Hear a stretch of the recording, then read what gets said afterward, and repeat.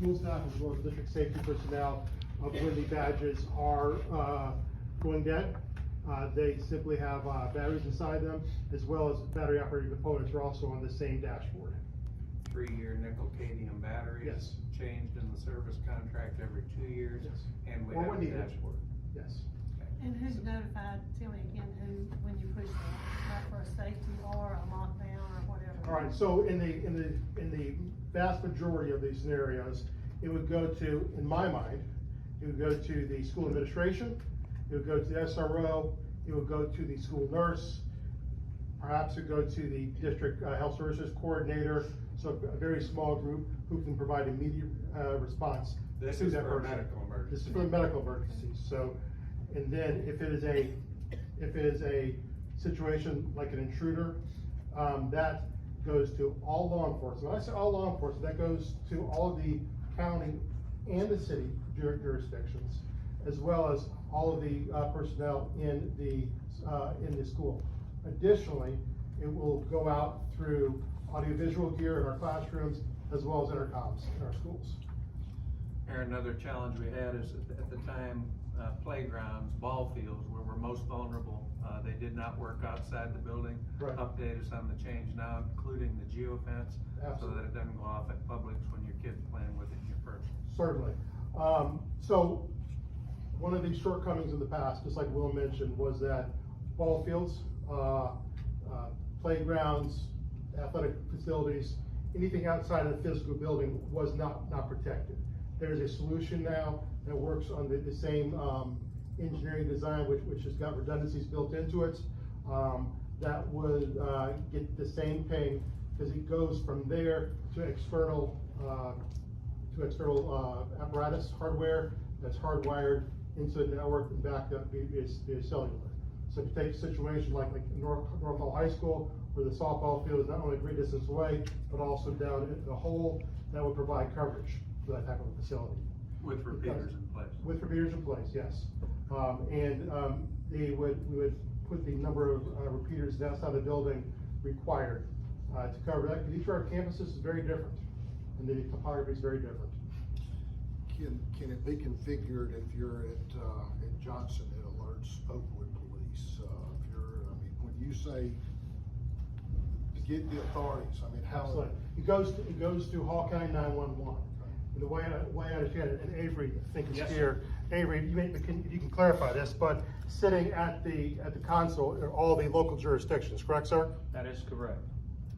Depending on like what you just said for the Oakwood area, anytime that alarm is activated, it goes through the 911 dispatcher. And then they dispatch that appropriate law enforcement entity.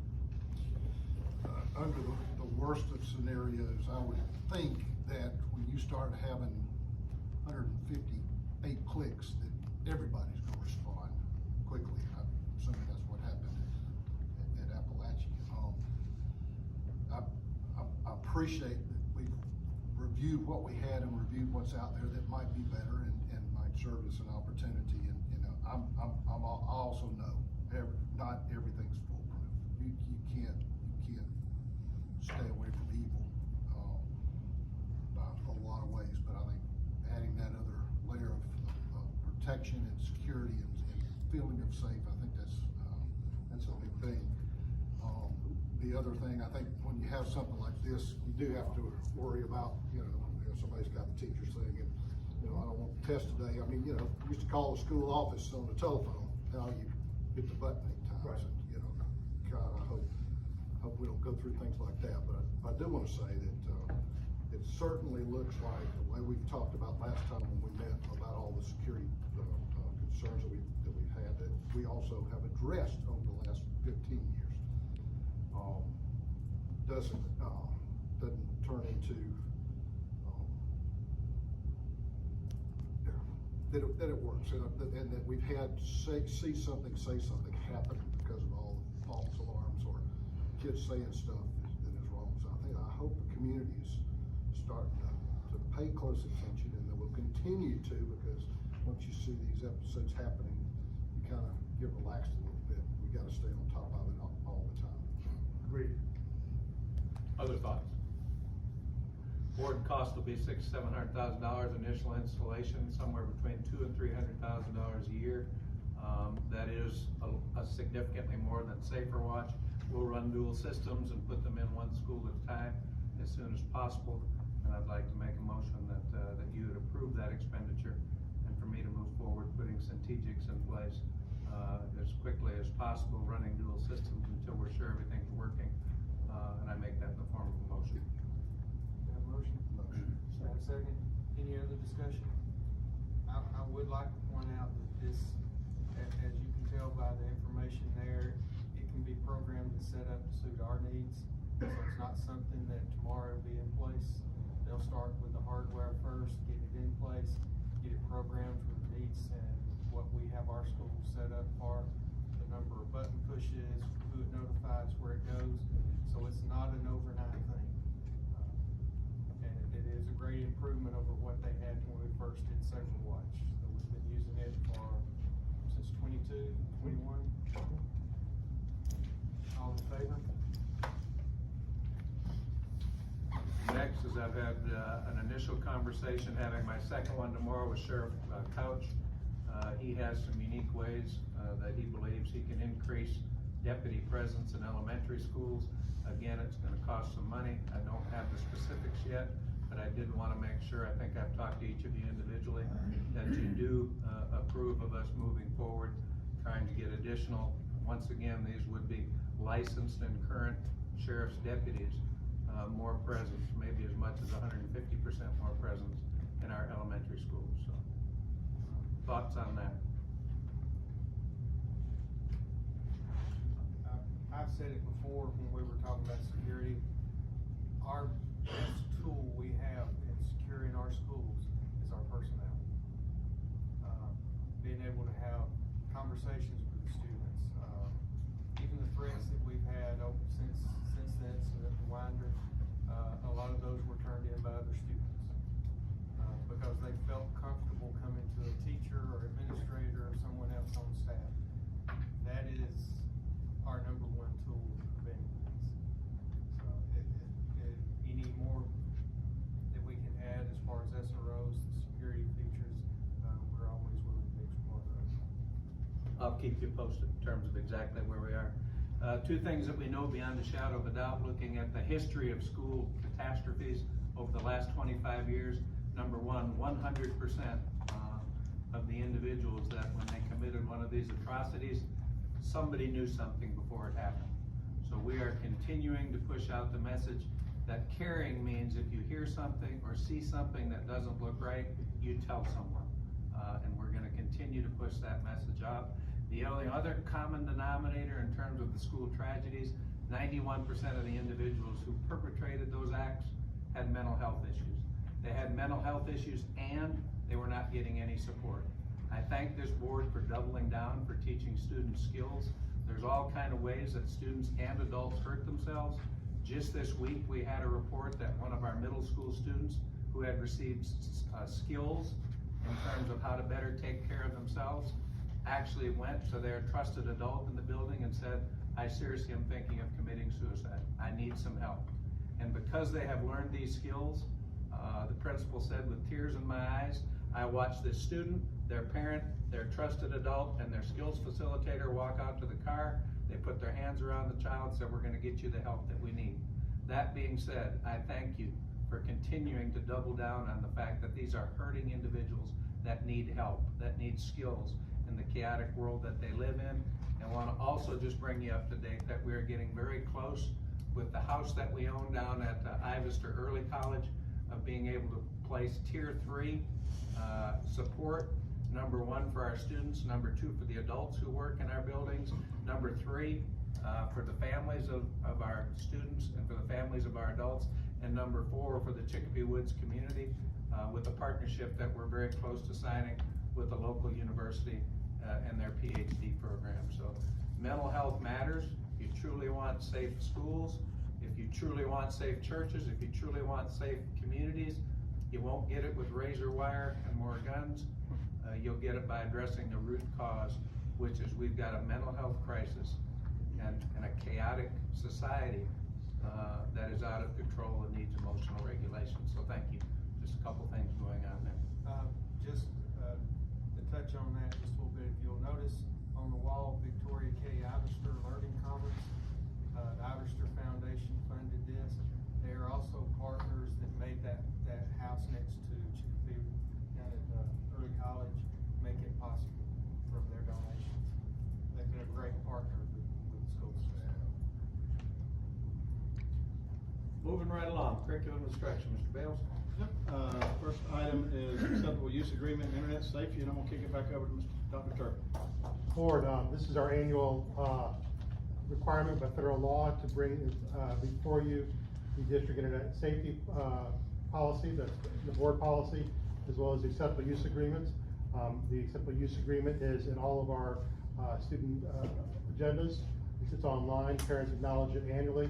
The federal government requires us, as we apply for E-rate funding each year, we bring this in front of you, and you to acknowledge this, with a vote saying that it is indeed in place. You've had an opportunity to look it over for 2 weeks. I'd like to recommend that the internet safety and AUA policies are approved as presented. Motion. Do I have a second? Any other discussion? All in favor? We've got Dean Michelle Hood here from the Ivester Early College. Dean Hood, I'm gonna put you on the spot and ask you a couple questions. How many college courses are being taken at Ivester Early College by Hall County High School students? Roughly 1,600 a year. 1,600 a year. Now, at Georgia Tech, freshmen fail at least one class over 20% of the time. What's the pass rate at Ivester Early College in terms of students who pass their courses? Roughly 99.9%. I don't believe that. I think I'm gonna blog about that because that doesn't happen anywhere in the world. What was that percentage? Roughly 99.9%. And is it true that not only does the state of Georgia pay the colleges for the tuition, but they pay us for the credits that these students take, which means it doesn't cost us anything to allow our students to take advanced courses at the college level? That's correct. That not only does it not cost the school system, we still get paid for that student as if they were in our class. And additionally, the student does not have to pay. So I'm not sure I believe that. I might have to blog about that too. Next thing I wanna ask you, what percent of these students, cause I guess what we're doing is just helping parents whose kids are going to college anyway save a little money, when what we really ought to be working on is students who never thought, dreamed, or imagined they could go to college. What percent of your students are first generation college goers? Roughly 40%. Roughly 40%. It was 50, it's 40. What that means is hundreds of students a year are being exposed and being successful in college before they leave high school, and they're never gonna go to college? They are learning that they can be successful. They are learning the skills, and even our bright students who head off to college as freshmen, they are having to figure college out. And one of the bright things about Ivester is it is the same rigor as if they are on campus, because it is the exact same instructor that teaches on their campus, the same syllabus, the same test, the same everything that they have to take. It is regulated. So what is different is that those students are learning practices of how to be successful, that attendance matters, that how you take notes, how do you ask for resources, how do you talk to a professor when you need some help in that class. So that support that they get there from our partners and from our advisors there helps them to be successful. And I just spoke with Kathy Perez, who spoke outside, and she said, she's one of my students at Ivester. She said, I really wished I had told them that I was first generation, how much all of this means to me. And Kathy is going with multiple, dual enrollment credits, but she at Ivester is also learning how to apply for scholarships, how to do, like, get help with college essays and figuring that out as a first generation student. And I know Kathy, and Kathy's dream is to be a pediatric nurse, and I'm sure with the kind of grit that you have taught her, you and your team, that that's exactly what she'll do, and she'll do a wonderful job. We had, two of your students that led us on our tour, and there was a time where you'd ask any senior, what are you gonna do next year? Well, they both know exactly what they're gonna do. They're taking, health services. One wants to be, just like this, Haley wanted to be a pediatric nurse, and the other one just wanted to go out to nursing school. those are the kind of success stories that you like to hear, rather than own them. And doing something that they have a passion about, and you get a good paying job, just like a lot of our family members do now. I got 2 nurses in my family, making a great thing. Yes, not only are there academic courses, but at Ivester Early College and also at the LCCA campus, they can take certificate classes, so they can, one, if that's what they want to be, they can figure that out. But even if not, it will help them figure out their path and help them pay their way to college as well. But Ron, the sample's the only thing you teach people, firemen, right? I mean, what do you have over there, career ready? We have a lot more than farmers. Really? So, we do. We just opened auto collision. We just opened, our new welding lab. We opened diesel mechanics. We have industrial electricians. We have, design and media that came over from Ivester over to, LCCA. We have most of the technical college certificates. So when these students attend with us a year, they leave with a TCC along with their high school diploma. We have prep cook for our culinary. We have 11 TCCs. We have 2 different welding certificates. Early HVAC. childhood that helps HVAC, with. healthcare science, you're providing tremendous opportunities for students. An industrial electrician. And industrial electrician. Michelle, by the way, is there a capacity challenge right now for us being able to offer enough slots for? There is, we really have had to close it early, so we've had to tell students that we're sorry that we are full. And it is a long ways from East Hall or North Hall, is that correct, for a lot of our students? We village, that's correct. So we're working on a 7-digit donation, and again, please hear me. This is something when we open more, dual enrollment classes, it don't cost us anything, as a matter of fact, we come out a little to the good. But we would like this board to seriously consider, as we've talked about for a couple of years, a second early college north location at the White Sulphur Elementary campus. So I'd like to open that up for any conversation. Again, we've talked about it for a couple of years. It's what's right for kids. I think there's certainly something needed, because we always talk about the travel challenges in the county. We've got the lake that's right there. It's tough to get through 985. What a difference in trying to get from one end of the county and the other on heavy times. It's about like on Atlanta. But, is White Sulphur would be best location, and we talked about maybe. Absolutely. Riverbend has too many structural challenges underneath the ground. They've got terracotta waste pipes that are actually crumbling. We can use that on a limited basis, but I don't think we want to put hundreds of students in there on a daily basis. Deborah, I think you experienced that firsthand.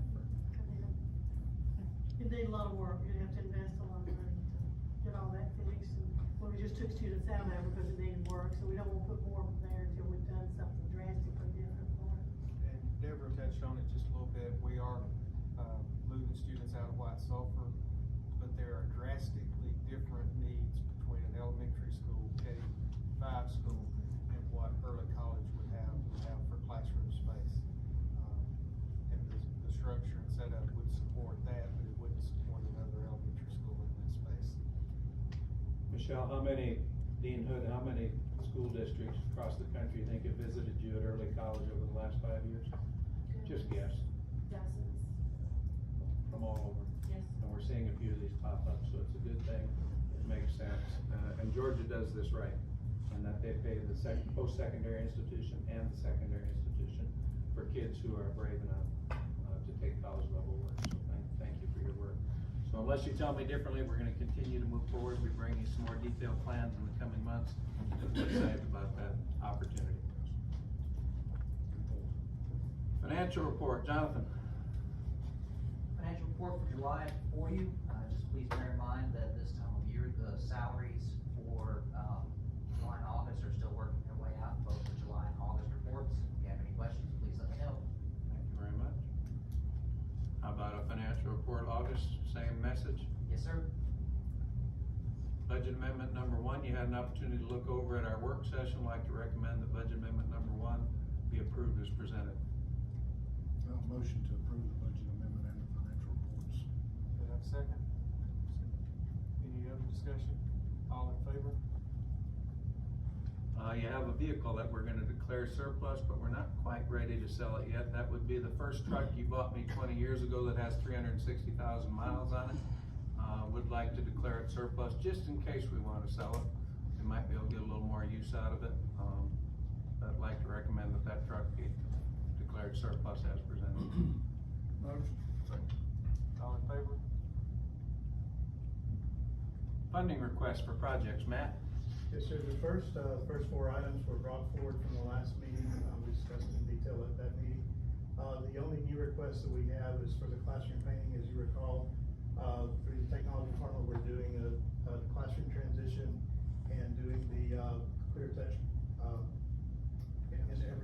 in every classroom. So we've taken this opportunity to go ahead and paint the classrooms, since we would have to paint that entire wall anyway because of the rework. So this will take us through the next 6 projects. Any questions on those projects? And once again, I know it's plan number 27, but I really like the plan, Matt, that we finally have come to in terms of rebuilding World Language Primary on its current site and building it more efficiently and having room. That's a good piece of property. It's a terrible layout the way it is right now, so thank you. That is our most needy building at this time. Also, you can see the funding request, the sources from bonds. BOE, that again is because the arbitrage rules, we want to spend down that bond funding within 24 months so that we're not subject to arbitrage. And I'd like to recommend that those project funding requests be approved as presented. Motion. Need a second? For those that are not aware of what he's talking about with world language, when Oakwood moves into their new facility, we'll move world language in there for a year or so, completely tear down the current world language school and build a multi-story facility there and reroute all the traffic off of Wayne Highway. So they will come back in a couple of years to a brand new facility. All in favor? That's new. Yes, it will. Yes, it will. Matt, contractor recommendations. Once again, I appreciate you getting on next summer's work and work for the future as early as possible. Look forward to seeing some really good bids.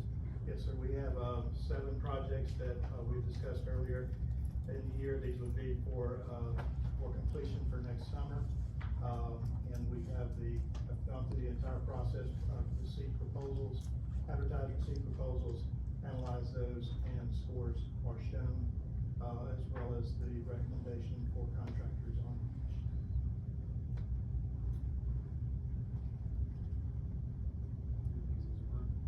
Do them as a group. They're all low bid with the exception of one that was close, but that was an out-of-town bidder. They were within 3% of each other, and we went with our local that we have a history, so it was the best bid. And so I'd like to recommend that those recommendations be approved as presented. And by the way, Matt, talk about how tight the numbers are, but we're in a good environment right now. So we did have a lot of, didn't have anywhere in this that didn't have less than 5 proposers on any of these, so that is amazing. We typically are 2 to 3, as we've seen in the last few years. We've been kind of concerned about that, but we did get a lot of interest this time. So one of these actually had 8 proposers. That gave us a lot better numbers. You think that helped us, you think that helped us in the end on I think it the will. costs? And also, always keep in mind with these projects as well, what you're approving right now is just moving forward with the process. Pre-design, pre-construction, which is up to construction, there is no cost from any of these companies, for any of the work that they do up to the point that we get the bid that's acceptable to the board. You know, when you got a history with these companies, Yes, you're sir. confident enough to go into a pre-construction, a pre-bid, Right. and everybody knows you've worked with it before, you know the mistakes you made before, you know, the contingencies, so. And they know us. And they know us, that's right. And getting these contractors on board early. This is when you value engineer a building, Yep. not after the Yep. fact. So this is the way to do it. Most of us do it bass-ackward. You should have your contractor, on call and part of the value engineering process. And so again, I'd like to recommend that those companies be approved as presented. Motion. In a second. All in favor? Next one's not very, interesting, except for the fact that at your meat processing center, we use a bolt to dispatch our animals, but we, for the humane treatment of animal plan, You do need a backup, and that is a firearm, so we're asking for the individual, the adult who runs that, Jason Chesser, to be approved along with the other individuals who've been approved in this district to have a firearm. That firearm will only be there when we're dispatching, otherwise it will not even be on the campus. When it is there and he's not using it, it'll be in the lock safe, so I'd like to recommend that be approved as presented. You have a motion?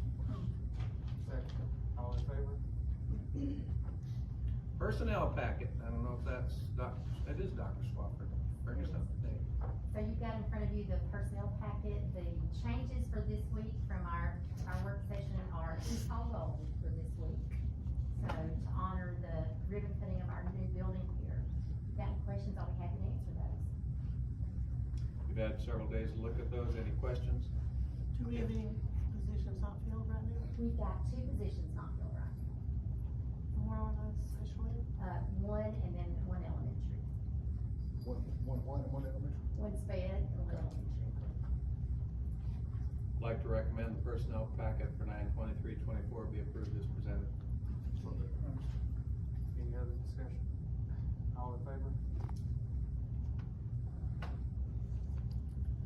Now we have time for citizens input. I have a list. Anyone that wants to speak not sign up? It's over there. He's got the other sheet.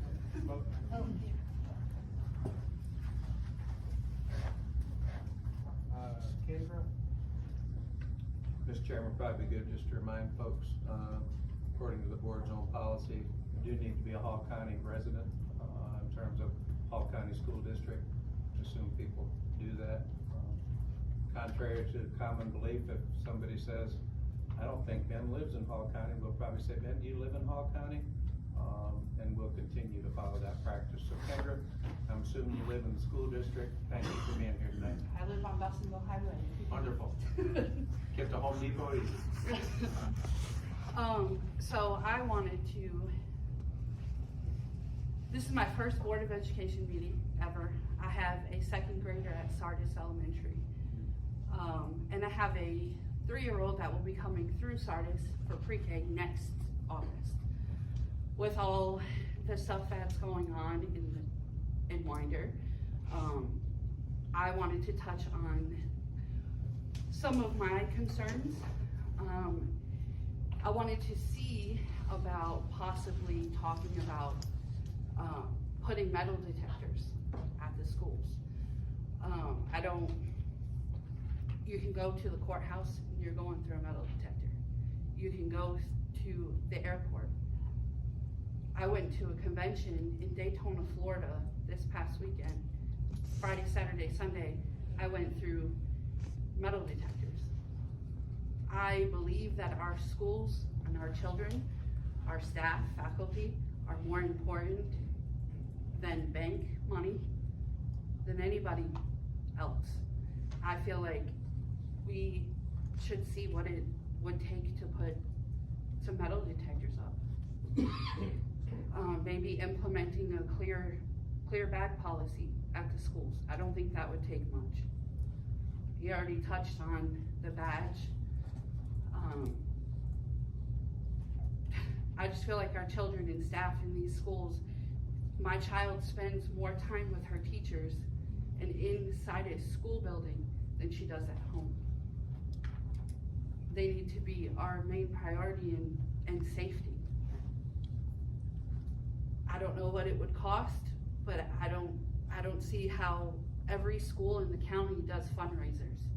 We're doing a fundraiser right now. Why can't we use some of that money to put towards safety?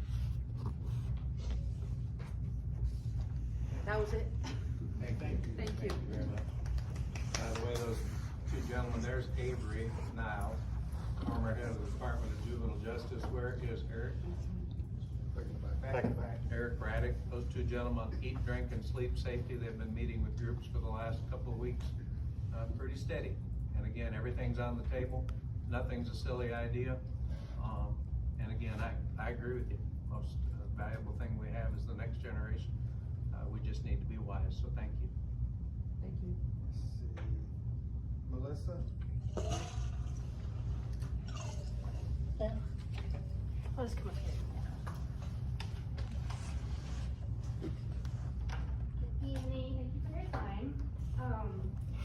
Melissa Bramley, and I currently have two children attending the Hall County schools. My oldest attended Appalachia just a year and a half ago, and we recently transferred to North Hall High School in 2022. We believe we dodged a bullet, figuratively and literally. So I was here to address my concerns about the children accused of threatening harm to our students and faculty in Hall County. I do not want any child who's been arrested and accused of terroristic threats to be allowed to attend or return to our traditional public schools. Our children have a right to receive an education in a safe environment. Our children, lost track.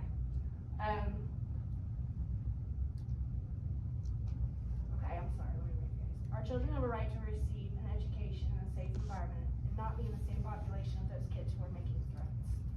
Hoax or not, all threats should be taken seriously, especially after the tragedy at Appalachia. Our county has options such as alternative school and online school programs for those children to enroll if they continue their education away from the main population of students. We cannot afford to take the idea and the risk of these students to return to the classroom. The idea of my children sitting next to or being surrounded by a child who's made these threats is alarming, unacceptable, and a very high risk for our children, our faculty, and our staff. The majority of students who have, in the history of, been part of these shootings have had warning signs, mental health issues, and previous threats. We have to take all threats, hoax or not, seriously. I pled with you to please consider to expel all students who are charged with terroristic threats in our county from attending our traditional public schools. To be proactive instead of reactive when it could be too late. If I verbally threaten you, you can legally obtain a protective order to keep me away from taking actual action on harming you. So I ask you, why are we not protecting our teachers, our school staff, and our children the same way? Thank you. Thank you. Jody White. Yeah, I want to bring up the skills group again, the ESG review for Calvin talked about earlier, and your tier 3 support as a survivor of suicide. I'm gonna tell you, that skills, you brag it up so much, you hide it so well, because I tried to purchase it after I watched your video of how I should teach it to my neighbor. Immediately, it couldn't be sold to me to teach my neighbor, because I wouldn't have taught my neighbor anyhow. Because this is actually being taught by parapros, not counselors, not therapists, not any mental health education professional, but parapros of education. That's not mental health at all. You're putting something out there that, once again, I'm gonna tell you, is dangerous.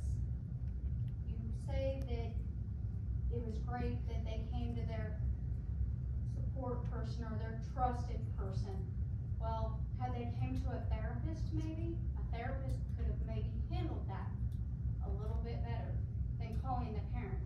Because maybe that child was going to commit suicide because of a parent, because of a teacher, because of something surrounding them. So no, that skills group didn't get them help because they went to a parking lot, not to a mental health facility, not to a psychiatrist or a psychologist where they could be treated. Treating these children in a classroom with a parapro that is not in mental health is wrong. And if any one of you can sit here and say, I have a mental health issue, I'm gonna go talk to a parapro about that, I find that highly unlikely. I wish every parent would have access to your books that these parapros are teaching out of. Everyone in this room, as a citizen or a parent, should have access to what these children are being taught. If you're not giving access to it, what are you hiding, I have to ask? What are you hiding? Because I've actually went, like I just asked, and I emailed every single one of you on the board about the same question that I didn't get answered the last time I asked. How this ever got into the schools with no life.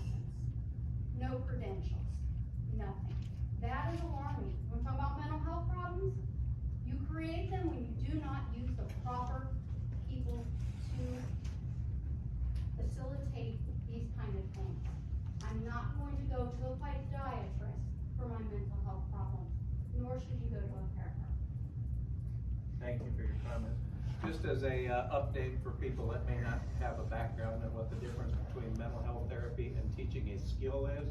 Teaching someone to box breathe, to breathe in for 4 seconds, hold, breathe out for 4 seconds, hold, and continue that is not mental health. That is a skill that any one of us can use when we're feeling emotionally dysregulated. It doesn't take a PhD, nor does naming your emotion. The fact that I say that no ma'am, you've had your 3 minutes, but thank you. The fact that you name your emotion when you're feeling upset or anxious or angry is not mental health. That's a skill. And so once again, it would be nice if people understood the difference between mental health therapy and teaching a skill, because there's a lot of people that don't. Next one, please, Mr. Harrington. Candace Williams. May I speak here or should I speak at the? Wherever you want. Okay, I'm gonna come with a big room. Or beside me. Oh, beside me. I'm Candace Williams. I'm here a local family law attorney, but most importantly, I'm here as a parent. I'm a mother of a high schooler at North Hall High School. I'm also a graduate of North Hall High School. And we are here tonight on behalf of a group that we formulated 17 days ago called Moms for Metal Detectors. A group of moms, my co-partner Rebecca Rico, were sleepless after the horrible tragedies in Barrow County. And we said, we gotta do something. And I wanna make a change, and she agreed. So we formed this organization. We have this massive following that we weren't expecting. Now, after we've been in this involvement for several weeks, we've learned it's not just about metal detectors. There are layers and layers of safety that we have to accomplish. Metal detectors is just a glossing of the issue. We had a AJC article, I hope all you guys read this, where the Georgia Superintendent of Schools, Richard Woods, was quoted last week of saying we have to make some changes. We have to make them globally across the entire state when it comes to school safety. And the first and most important thing is we need school safety directors. I know that respectfully, our superintendent of schools, Mr. Schofield, shares this dual role. He is the superintendent of schools, but also carries this very important role of school safety director. We encourage Hall County to consider hiring one person with a law enforcement background with credentials that can maintain that role, even though we're not the only school that does it. Guess what? 80% of schools in Georgia do the same thing we're doing. And it doesn't mean it's wrong. We just want to enhance what we are doing to make it safer. We have a duty to do that, given what's happened. It happened 30 minutes away from this location. A nightmare, evil person came into that school and had an AR and killed all of these people. We can protect our citizens and we can do something about it. Now, SROs, we've heard a lot of comments about SROs. We have a $60 billion budget in Georgia for education. Why not have a designated SRO for every single school, not a floater? We don't need a floater. Elementary schools in Hall County do not have a designated SRO. The SRO shows safety, it makes a student and educator feel more secure, and it can deter these psychos from coming into our schools and killing our students. Now, here's where I'm here. I have all these ladies here who are in support of our group. I'd like for you to raise your hand if you're here with our group. We really appreciate you showing your support. I don't want my daughter to go to school and feel like it's the last day she will live. Do you? So let's all come together and create a safety plan that makes sense. And thank you for adopting the automatic system that was adopted in Barrow County. I think that saved lives. It was installed a week before the tragedies. I think it saved lives. And thank you guys for putting safety on this agenda. We are grateful for your attention. Thank you. We usually just listen to you, but I will make sure that you know there is our school safety director right there with former sheriff's office that has a lot of responsibility along with Eric Radich, so we have that. We continue to look for ways to make our schools safer. Also, But I thank y'all for coming together and bringing some ideas. Also, every school has a safety coordinator. When I was a principal, I had a person in my school that checked on safety all the time, and they got a supplement for that. So we do have those in place in our school, and they work very closely with him too, so. Rebecca. My name's Rebecca Rico. I have 5 children and I live in Hall County. Y'all have already hit on a lot of the things I was gonna hit on, so I will skip down to the metal detection system specifically. we all know that anyone who is intent on doing evil can do evil no matter what we do, right? However, it's not unreasonable for us to press to make it as difficult as possible for those folks to do what they intend to do. Are these measures inconvenient? Sure. In most of our Hall County schools right now, it'd be pretty simple to have a weapon enter the school in a backpack. And frankly, I know of a very specific situation where a young man got a loaded gun into Riverbend Elementary School a few years ago. No one at the school ever knew about it. His parents discovered it later. But I'm telling you, it's very possible. That should deeply trouble everyone in this room. There's a glaring problem. Metal detection systems, while expensive and annoying at times, are widely accepted standards in many large gathering spaces. You don't go to many big gatherings where you don't pass through one anymore. At least 7 nearby districts are already doing this. I've spoken to almost all of them. One very large district in Virginia, the Newport News school system, after a shooting nearby them, they installed the open gate systems in all 45 of their schools, elementary all the way to high school. Since then, they've seen a 64% decrease in weapons being brought in the buildings, a 28% decrease in drugs coming in, and a 30% decrease in fighting. At their largest school of 1,900 students with 3 points of entry, they're able to get all students inside in 18 minutes. So everyone who's saying, oh, that would delay our start times, I call, no, that's not true. It's very doable. It's simple to note that and very highly likely that a metal detection system could have prevented the shooter at Appalachia from bringing that weapon in his book bag into the building. Don't you think they wish they'd had them? This same school system uses clear book bags for all students, and that allows them to turn up the sensitivity on their weapons detection systems so that they can get those students in quicker. They found that using the clear book bags in conjunction with the weapons detection systems made it where they had less false positives, they could conduct searches quicker, and thereby get students in the building a lot faster. I'll end with this. If we have a tragic shooting in the Hall County system and you have to personally face the victim's parents, are you going to be able to look at them and tell them that you did absolutely everything you could? Or will there be anything in the back of your mind saying, I let inconvenience or potentially money stop me? Thank you. Susan Smith.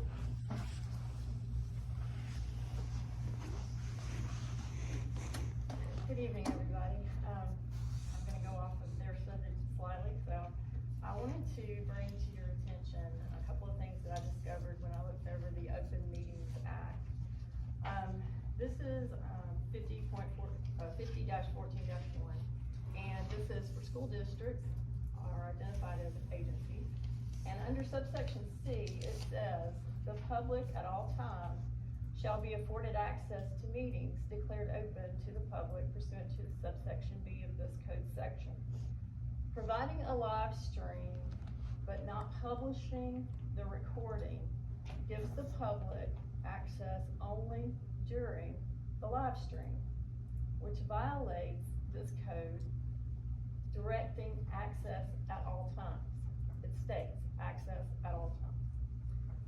Another subsection, this is subsection E, part 2A. It says, a summary of the subjects acted on and those members present at the meeting of any agency shall be written and made available to the public for inspection within 2 business days of the adjournment of the meeting. If this is available, I would like for you to direct me to the location.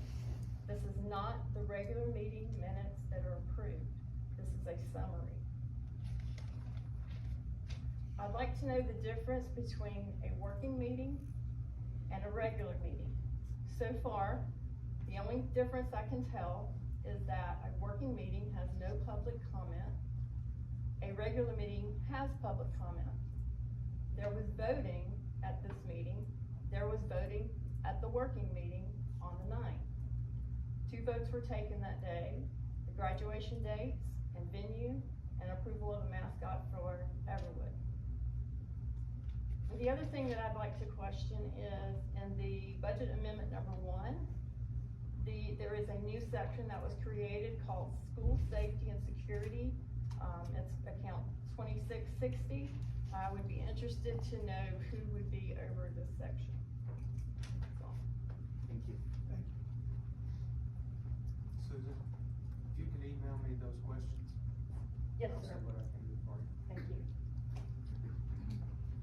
Amanda Williams? Hi, my name's Amanda Williams. I live in Hall County and I have a daughter at Walker Mountain. I also have a son at Concord Christian who will be coming into Walker in the next few years. Kind of gonna piggyback off of everybody. We have a group called Moms on a Mission, and we just really thought we want to do whatever we can to help y'all make some of these things possible, like the SROs and the new badges. And I really appreciate all the work that y'all did to reinvestigate all that stuff and readdress some of the issues. I just have numbers I wanted to throw out, just some food for thought for everybody.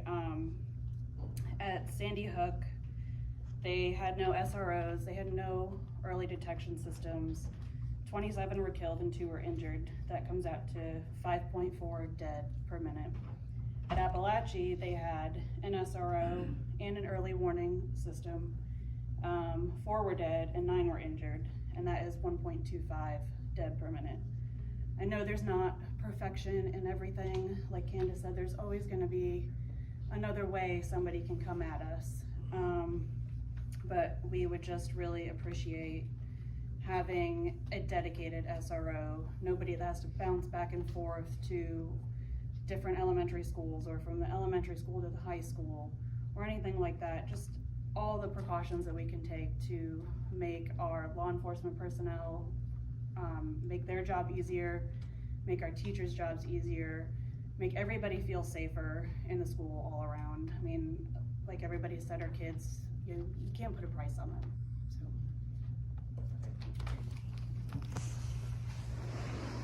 I'm gonna pass. Thanks. All right, that was all that had signed up. Did anyone else like to speak that didn't sign up? Yes, Can I sir. say something? I used to work for a company. Your name? Stanley Kennedy. I live in Hall County. I used to work for a company that does intercoms and phone systems in schools. And I went to Twiggs County, which is below Augusta. One day I didn't understand why there's a long line, but they had a metal detector back in 2001. And what really, a lot of people don't realize, schools have got a lot of doors in them. Even with metal detectors, it's gonna be hard to catch somebody, you know what I'm saying? Cause a lot of people will prop a door open and run out to the car to get something, come back, and there'll be a pebble stuck in that door. And I've seen that several times, but just like I said, I seen them in schools back in 2001. There's no one else? Motion to adjourn. Second. Sorry, coming in at the last minute. I'm Mary Beth Martin. I am the PTSO president at North Hall Middle School. And although we feel really, really grateful for everything you guys have done, I just had one question. And it was, if you have a student, such as the one at Appalachia, coming into one of our schools, is there a protocol for how that student is handled? Is there like a behavior plan in place? That's my question.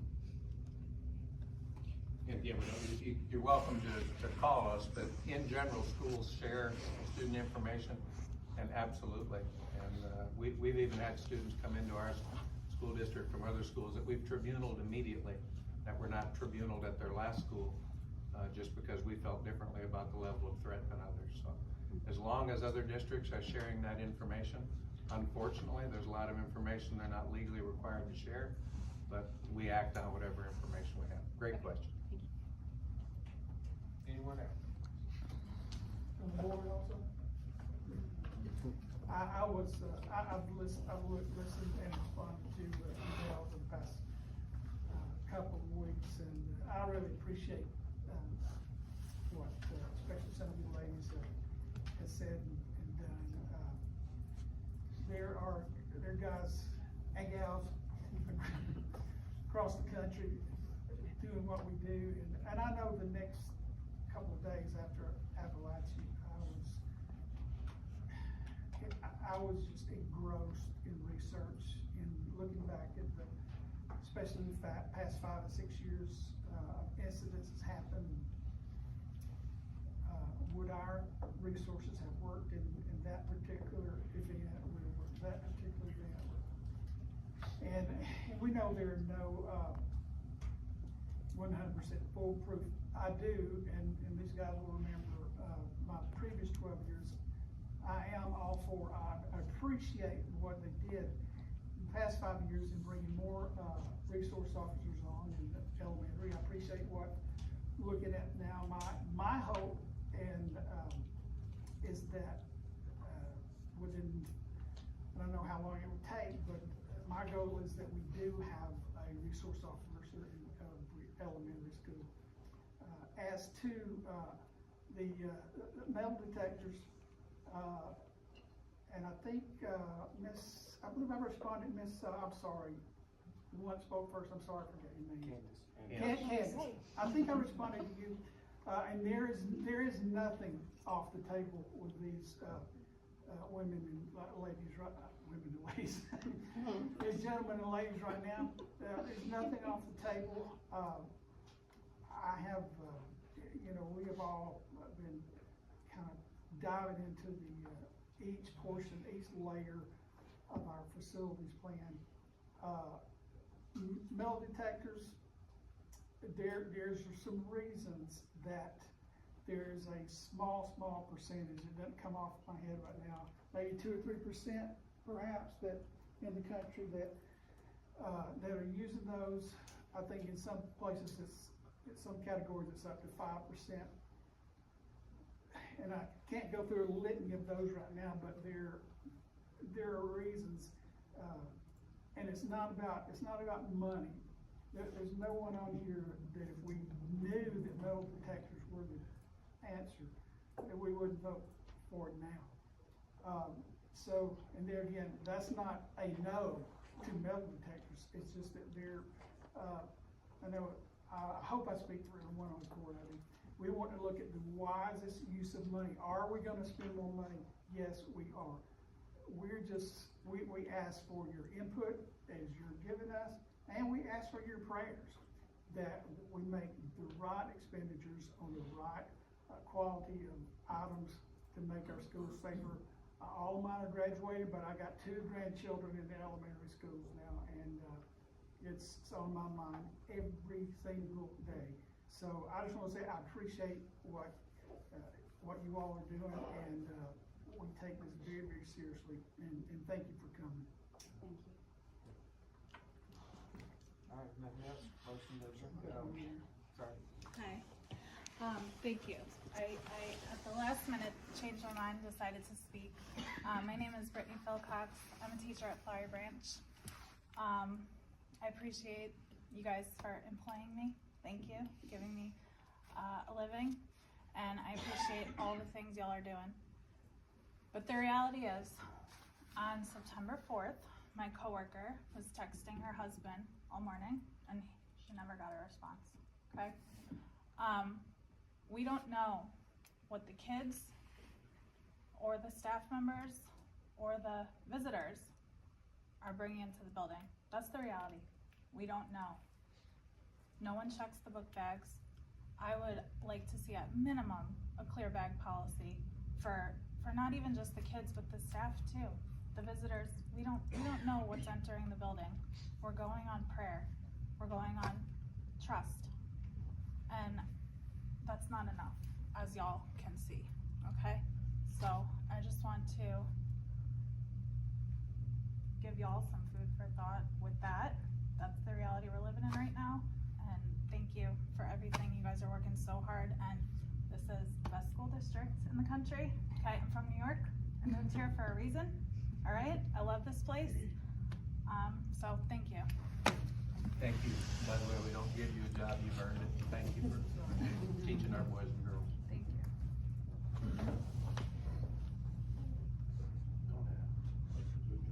Second, all in favor?